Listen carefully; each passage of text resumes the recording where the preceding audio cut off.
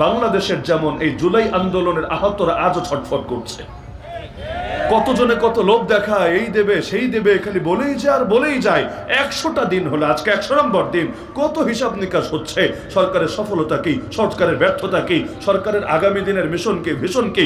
আমি তো মনে করি এই সরকারের জন্য এই ব্যর্থতাই যথেষ্ট, যাদের রক্তের বিনিময়ে তারা গদিতে বসলো।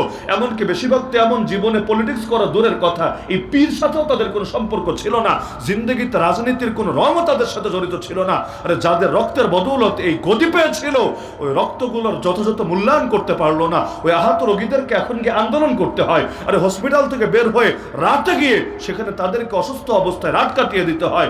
এর চাইতে বড় লজ্জার আফসোসের বিষয় খালি সরকার না, গোটা বাঙালি জাতির জন্য কিছু হতে পারে না। এত মানুষ থাকতে 18,000 আহত রোগীর খেদমত করতে পারে না। তো 18 কোটি মানুষ থেকে লাভ কি যদি 18,000